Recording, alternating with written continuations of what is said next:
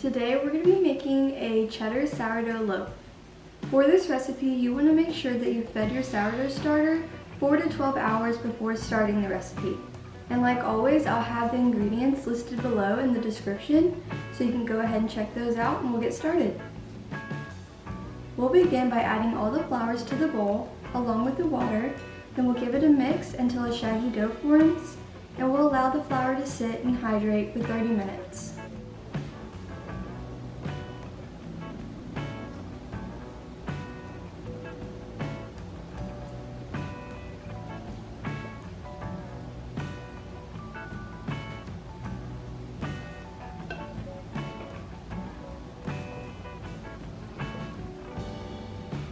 Now that we have our shaggy dough formed and it's ready to sit and hydrate for that 30 minutes, we want to cover the top with either cling wrap or a damp kitchen towel.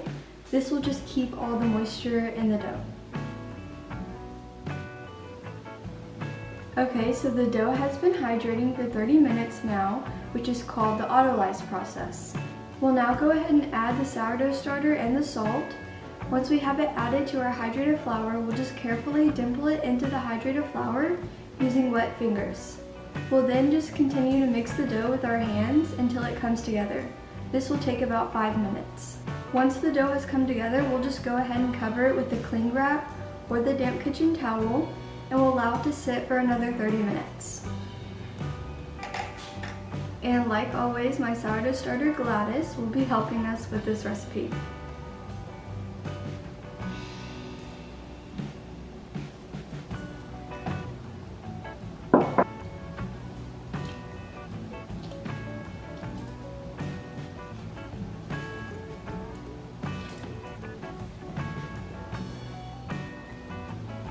We're now going to do a series of stretches and folds. If you don't know how to perform stretches and folds, I'll try to link my short right here, but if I can't link it, there is a short under my playlist called Sourdough Terminology, and it will show you how to perform stretches and folds. For the first 3 stretches and folds, we'll perform the first 3 with 15 minutes in between each, and for the last 3 stretches and folds, we'll perform the stretches and folds with 30 minutes in between each. And I'll go ahead and post a timestamp too, so you could better understand if that wasn't clear enough. But before each stretch and fold, we're going to add a layer of cheese to the dough, and then we'll go ahead and perform the stretch and fold.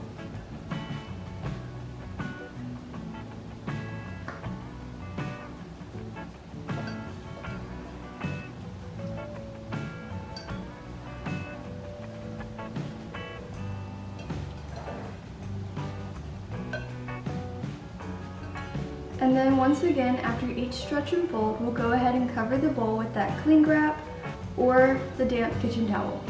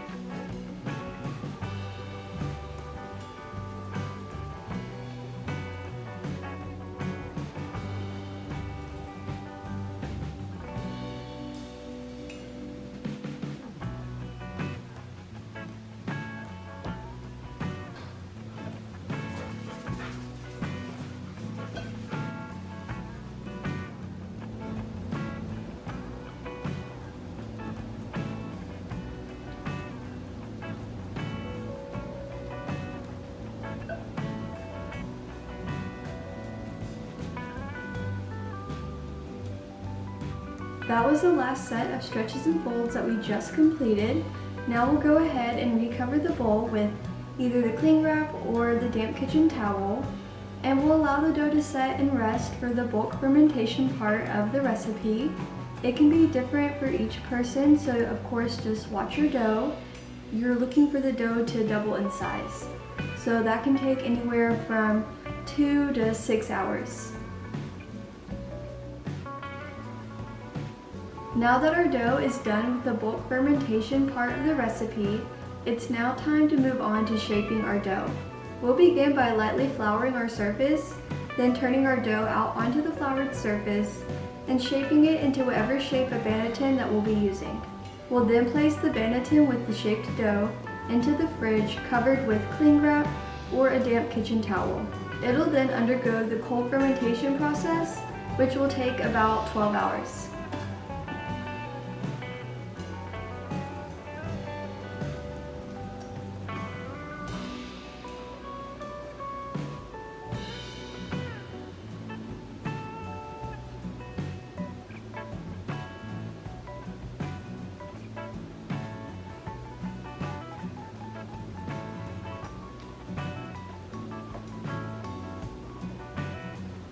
Here I have my banneton, which I've already generously floured. Now our dough is ready for the cold fermentation. I'll see you guys in 12 hours. Okay guys, it's been about 12 hours since we placed our sourdough loaf in the fridge for the cold fermentation, and now it's time to preheat our oven. While we preheat our oven, we're going to place the Dutch oven in the oven while it preheats so that it gets the Dutch oven nice and hot. It's important for the Dutch oven to be very hot whenever we place the loaf into the Dutch oven because it really helps with the spring of the bread. Now we'll go ahead and preheat the oven to 450 degrees Fahrenheit or 230 degrees Celsius. Once the oven has reached the preheated temperature, we're going to go ahead and leave the Dutch oven inside the oven for an additional 10 to 15 minutes just to make sure the Dutch oven has gotten very hot, like I had said. After the additional 10 to 15 minutes, we'll take the bread out of the fridge and go ahead and score the bread however you like, and we'll place it directly into that very hot Dutch oven. It's important that we wait to take the sourdough from the fridge until it's time to score it and immediately place it in the hot Dutch oven.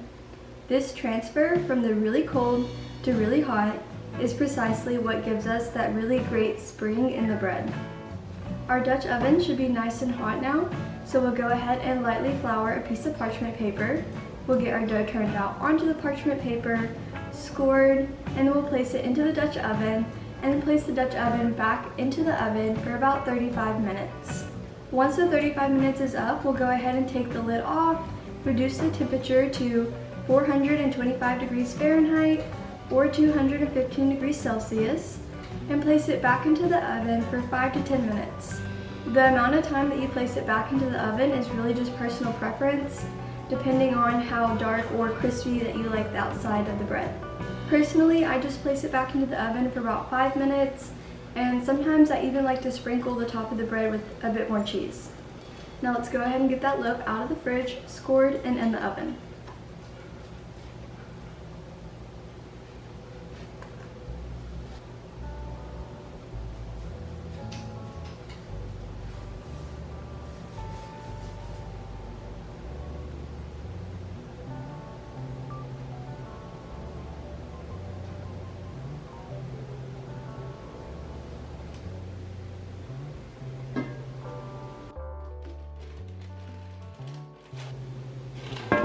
Now let's go ahead and place it in the oven.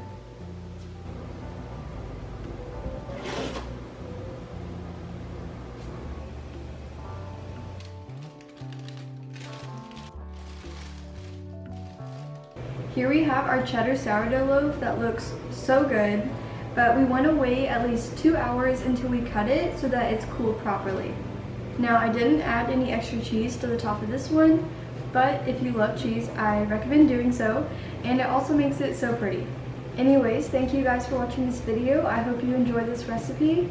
If you happen to make this recipe, let me know below in the comments, along with any questions or other comments. Also, don't forget to subscribe so you don't miss any future content. Bye guys!